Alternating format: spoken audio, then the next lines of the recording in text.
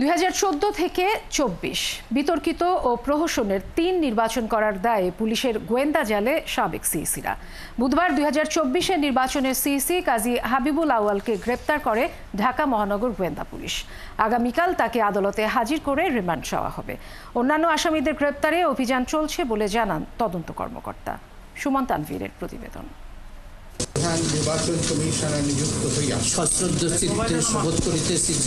আওয়ামী লীগের দলীয় ও একই দলের স্বতন্ত্র প্রার্থীদের মধ্যে 2024 সালে নির্বাচন করে আমি আর ডামি ভোট করার উপাধি পায় হাবিবুল আউয়াল কমিশন। ওই নির্বাচনে ভোটের হার নিয়ে বড় ধরনের বিতর্ক তৈরি হয়। নির্বাচনের দিন বেলা 3টা পর্যন্ত 27.15% ভোট পড়ে বলে জানানো হলেও 1 ঘন্টার ব্যবধানে সেই হার 40% বলে উল্লেখ করা হয়। নির্বাচনও একটা চ্যালেঞ্জ, কিন্তু কোনো চ্যালেঞ্জকে তো ভয় পেলে হবে না। শুধু 2024 নয়, আগের দুটি নির্বাচনে অনিয়ম, কারচুপি ও প্রহসন করার অভিযোগে সম্প্রতি শেরেবাংলা নগর থানায় একটি মামলা হয়। মামলা করার দিনই 2018 সিইসি নুরুল হুদাকে গ্রেপ্তার করা হয়। এবার একই পরিণতি হলো সর্বশেষ নির্বাচনের প্রধান কমিশনারের। তিনি আত্মগোপনে ছিলেন। আত্মগোপনে থাকা অবস্থায় আমরা তার তথ্যপত্রের ভিত্তিতে অবস্থান নিশ্চিত করে গ্রেপ্তার করতে সক্ষম হয়েছি। আমাদের কাছে গোপন তথ্য ছিল, গোপন তথ্যের ভিত্তিতে তার অবস্থান আমরা জানতে পারি যে মগবাজারে আছে। তৎপ্রেক্ষিতে আমরা সেখানে নজরদারি রাখি। নজরদারির এক পর্যায়ে আমরা যখন জানতে পারি তার অবস্থান সম্পর্কে নিশ্চিত হই, তখনই সেখান থেকে আমরা তাকে আমাদের হেফাজতে নিই। ঢাকা মহানগর গোয়েন্দার এই যুগ্ম কমিশনার জানান, হাবিবুল আউয়ালের বিরুদ্ধে প্রহসনের নির্বাচন, ডামি ভোটের আয়োজন সহ সংবিধান লঙ্ঘনের অভিযোগ রয়েছে।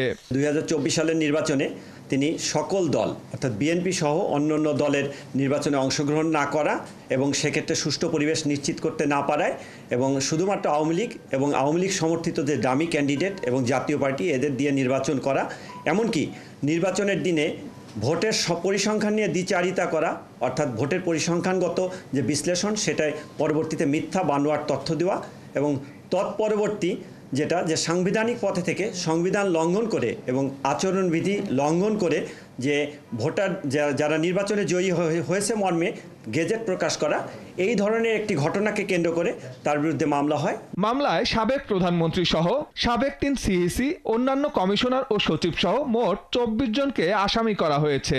তাদের গ্রেপ্তারেও অভিযান অব্যাহত রয়েছে। ডিবি আর আমরা ভিন্ন কিছু না, সবাই মিলেই কমিশনার স্যারের কাজ করে, তার নির্দেশনায় সব হয়। অভিযান চলমান আছে। আগে গ্রেপ্তার হওয়া সাবেক সিইসি নুরুল হুদাকে রিমান্ডে জিজ্ঞাসাবাদ করছে পুলিশ। সুমন তানভীর, 71, ঢাকা। স্থানীয় নির্বাচনের আগে জাতীয় নির্বাচন চায় বিএনপি, এমন কথা জানিয়ে বিএনপির সিনিয়র যুগ্ম মহাসচিব রুহুল কবির রিজভী বলেছেন, এ বিষয়ে বিএনপির বক্তব্য স্পষ্ট। এছাড়া তিনি অভিযোগ করেছেন, প্রভু ও নিজেদের স্বার্থ হাসিলের জন্যই পিলখানা হত্যাকাণ্ড ঘটিয়েছিল আওয়ামী লীগ। আলাদা এক অনুষ্ঠানে নির্বাচনের আগে আসন পাওয়া নিয়ে এনসিপির দাবির সমালোচনা করেছেন বিএনপি চেয়ারপারসনের উপদেষ্টা জয়নুল আবদিন ফারুক। বিস্তারিত সুমন মাহমুদের প্রতিবেদনে।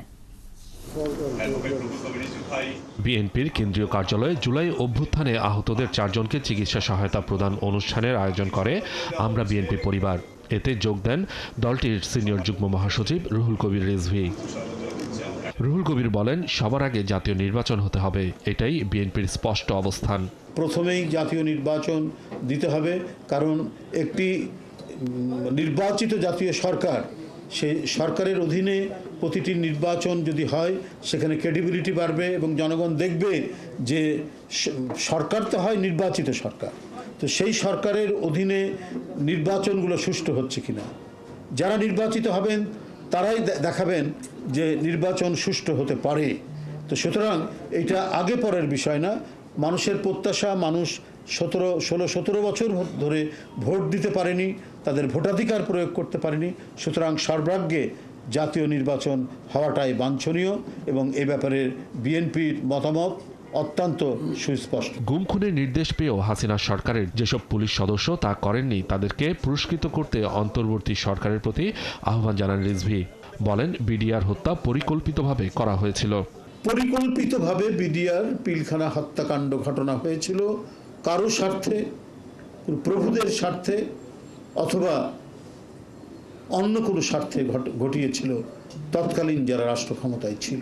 এদিকে জাতীয় প্রেস ক্লাবের সামনে এনসিপির নির্বাচনের আগেই কিভাবে 200 সিট পাবে সেই প্রশ্ন তুলে সমালোচনা করেছেন বিএনপির চেয়ারপারসনের উপদেষ্টা জয়নুল আবদিন ফারুক। দল করেন, প্রতীক নেন, রেজিস্ট্রেশন হোক, নির্বাচনের লড়াই রমজানের আগে হবে, তার আগে কেমনে বলেন 200 সিট আপনি পাবেন? কিসের ইঙ্গিত? 300 সিট পাবেন, কিসের ইঙ্গিত দিচ্ছেন? আগে তো বলেছে আমার বাচ্চার সমান আপনার বয়স, আর আপনার জন্মের পর থেকে রাজনীতির সাথে আমাদের সম্পর্ক। এদিন মেয়াদোত্তীর্ণ কমিটি পুনর্গঠনের দাবিতে অবস্থান কর্মসূচি পালন করে জাতীয়তাবাদী মুক্তিযোদ্ধা দলের নেতাকর্মীরা। সুমন মাহমুদ, ৭১, ঢাকা। নির্বাচন কমিশনের উপর আস্থার কথা বলল জামায়াত ইসলামী। নিবন্ধন প্রতীক ফেরত পাওয়ার পর দিন বুধবার ইসির সাথে বৈঠক করেছে দলটি। বৈঠকের পর দলটির সেক্রেটারি জেনারেল জানান, বিগত দিনের ইসির মতো এই কমিশন ভূমিকা পালন করছে না। একই সঙ্গে ইসির কাছে জাতীয় নির্বাচনের আগে স্থানীয় সরকারের ভোটও চায় জামায়াত। দাঁড়িপাল্লা প্রতীকসহ নিবন্ধন ফিরে পাওয়ার গেজেট প্রকাশের পরদিনই বুধবার নির্বাচন কমিশনে আসে জামায়াতের 3 সদস্যের প্রতিনিধি দল। সহকারী secretary general AHM Hamidur Rahman আজাদের নেতৃত্বে বৈঠক হয় প্রধান নির্বাচন কমিশনারের সাথে। আদালতের আদেশের পর প্রতীক নিবন্ধন পুনর্বহালের গেজেট প্রকাশকে গণ অভ্যুত্থানের আকাঙ্ক্ষার প্রতিফলন হিসেবে দেখছে জামায়াত। বৈঠক শেষে হামিদুর রহমান বলেন, অন্তর্বর্তী সরকারের অধীনে স্থানীয় সরকার নির্বাচন হলে তা অনেক বেশি নিরপেক্ষ এবং গ্রহণযোগ্য হবে।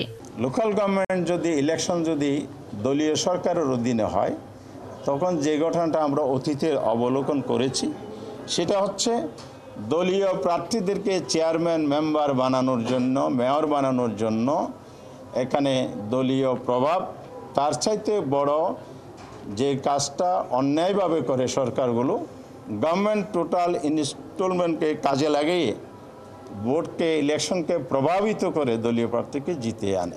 বর্তমান নির্বাচন কমিশনের উপর আস্থা আছে কিনা এই প্রশ্নে আজাদ বলেন, কমিশনের কার্যক্রম পর্যবেক্ষণ করছেন তারা। এছাড়া প্রধান নির্বাচন কমিশনারের সঙ্গে আলোচনা হয়েছে সংখ্যানুপাতিক পদ্ধতিতে ভোট ও প্রবাসীদের ভোটাধিকার নিয়ে। আমরা অবজার্ভ করতেছি, আর আমাদের প্রত্যাশা হচ্ছে যে এটা অন্তর্বর্তীকালীন সরকার গঠনের পরেই কিন্তু ইলেকশন কমিশন হয়েছে।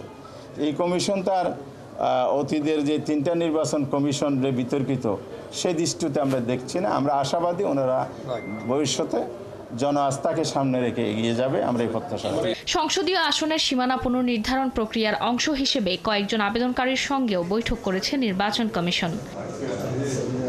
ফারজানা আক্তার, ৭১, ঢাকা।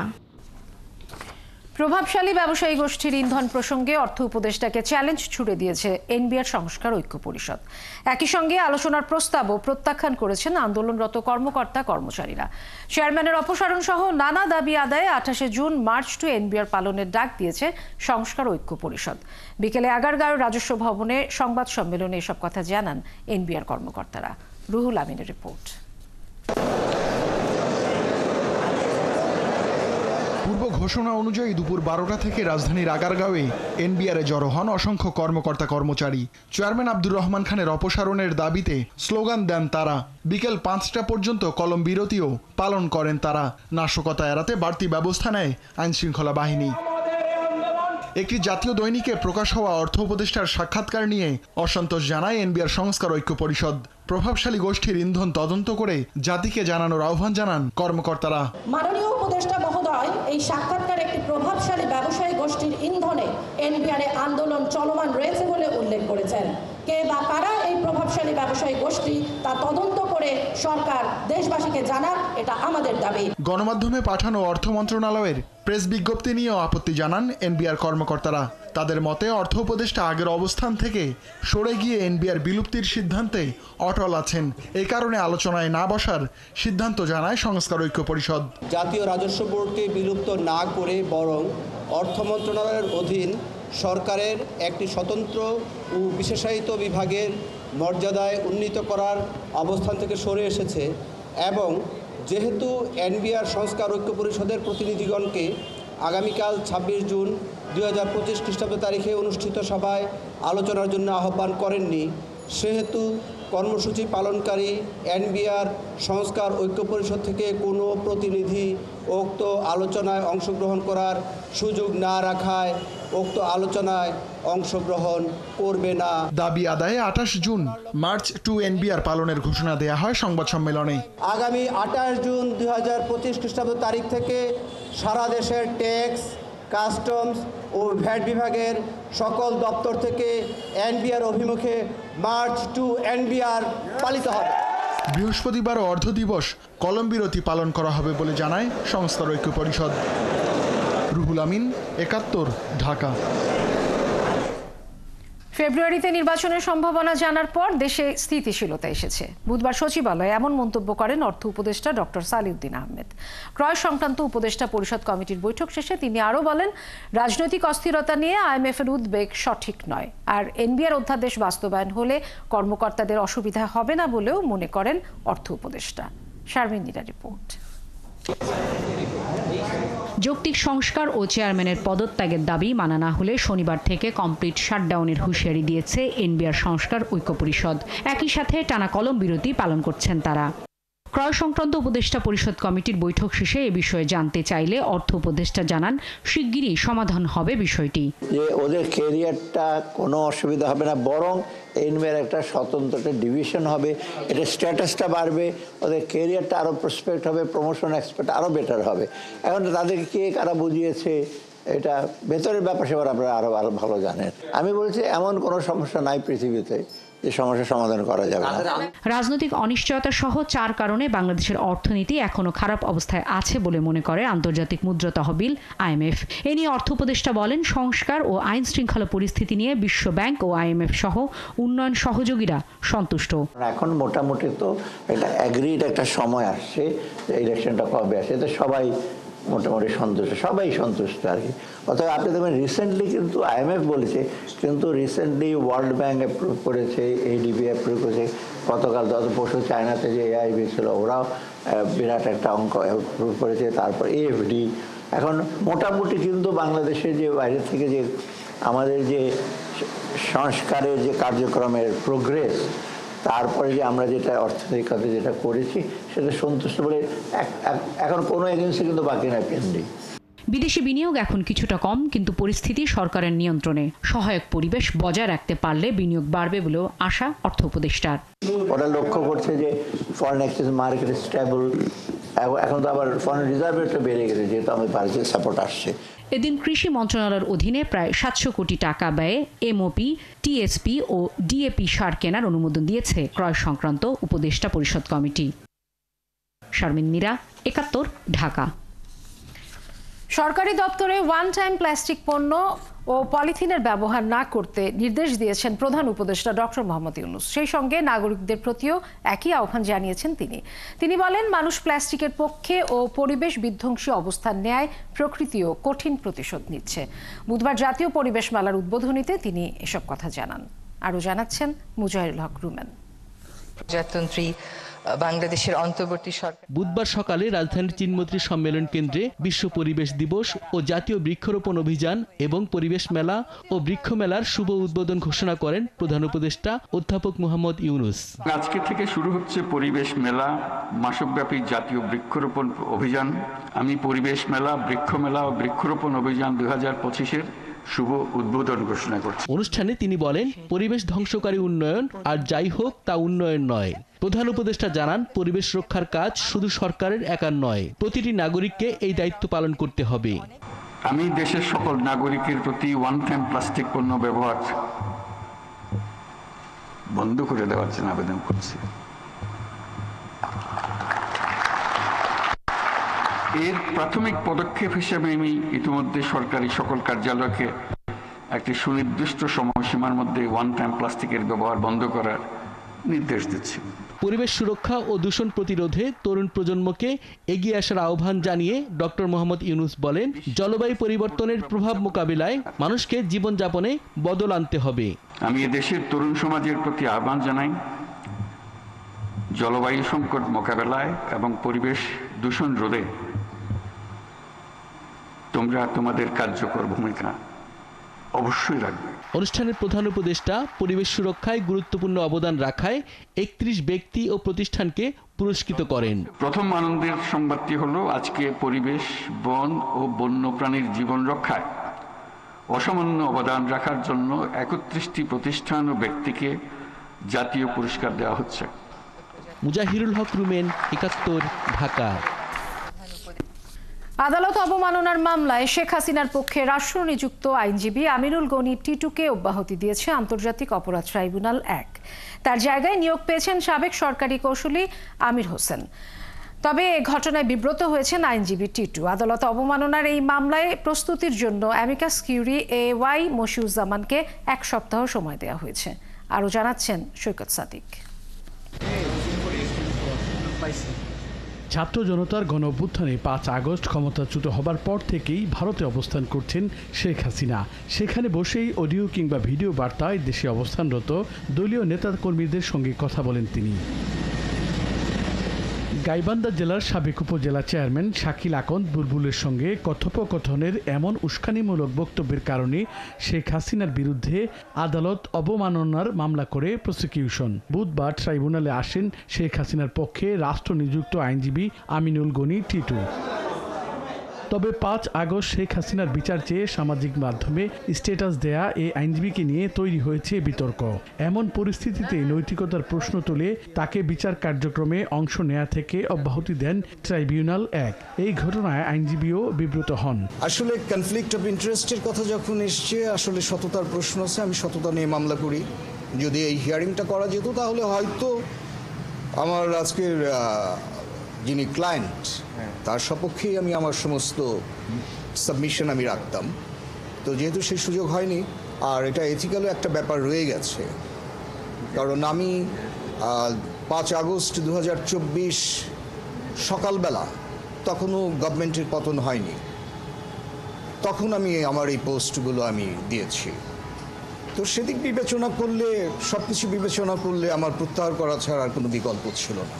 হাসিনার পক্ষে সাবেক সরকারি কৌঁসুলি আমির হোসেনকে নিয়োগ দেওয়া হয়েছে। পাশাপাশি মামলার কার্যক্রমে বিশেষ আদালতকে সহায়তার জন্য নিয়োগ দেওয়া অ্যামিকাস কিউরিকে ১ সপ্তাহ সময় দেওয়া হয়েছে। জনাব আমিনুল গনি টিটু সাহেবকে স্টেট ডিফেন্স হিসাবে এনগেজ করেছিলেন। তিনিও আজকে ট্রাইব্যুনালে উপস্থিত ছিলেন। এই মামলায় স্টেট ডিফেন্স থেকে তাকে প্রত্যাহার করিয়ে অ্যাডভোকেট জনাব আমির হোসেনকে এই মামলায় নতুন করে স্টেট ডিফেন্স হিসাবে এনগেজ করেছে। আদালত অবমাননার এই মামলার পরবর্তী শুনানি আগামী ২ জুলাই ঠিক হয়েছে। সৈকত সাদিক, ৭১, ঢাকা।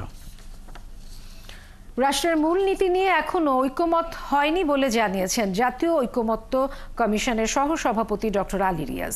এছাড়া এনসিসির নাম ও গঠন কাঠামো পরিবর্তন করে সাংবিধানিক ও সংবিধিবদ্ধ প্রাতিষ্ঠানিক নিয়োগ কমিটি প্রস্তাবকে স্বাগত জানিয়েছে অধিকাংশ। এদিকে একজন ব্যক্তি ১০ বছরের বেশি প্রধানমন্ত্রী দায়িত্ব থাকতে পারবেন না, সংবিধানে এমন বিধান যুক্ত করার কথা জানিয়েছে বিএনপি। বুধবার ফরেন সার্ভিস একাডেমিতে রাজনৈতিক দলগুলোর সাথে কমিশনের দ্বিতীয় পর্যায়ের ৭ম দিনের আলোচনায় এই নাম পরিবর্তনের প্রস্তাব করা হয়। বিভিন্ন রাজনৈতিক দলের প্রস্তাবের প্রেক্ষিতে এই কমিটির সদস্য সংখ্যা থেকে রাষ্ট্রপতি ও প্রধান বিচারপতিকে বাদ দেওয়া হয়েছে। বর্তমানে সদস্য হিসেবে থাকবেন প্রধানমন্ত্রী, আইনসভার ২ কক্ষের স্পিকার, বিরোধী দলীয় নেতা, প্রধান বিরোধী দল ছাড়া অন্য দলগুলোর সমন্বয়ে নির্বাচিত একজন প্রতিনিধি, রাষ্ট্রপতি ও প্রধান বিচারপতির নির্বাচিত একজন করে প্রতিনিধি থাকবেন এতে। এ নিয়ে প্রায় সব দল একমত হলেও ২-১টি দল এখনো দ্বিমত জানাচ্ছে বলে জানিয়েছেন রাজনৈতিক দলের নেতারা। এর আগে রাষ্ট্রের স্বার্থে সব রাজনৈতিক দলকেই কিছু ছাড় দেওয়ার আহ্বান জানিয়েছেন কমিশনের সহসভাপতি ডক্টর আলী রিয়াজ। এটি এনসিসির পরিবর্তে একটি কাঠামো হিসেবে প্রস্তাব করা হয়েছে। এখানে ৩টি পরিবর্তন আনা হয়েছে: সাম্য, মানবিক মর্যাদা, সামাজিক সুবিচার, গণতন্ত্র, ধর্মীয় স্বাধীনতা, সম্প্রীতি এবং পক্ষপাতিত্বহীনতা।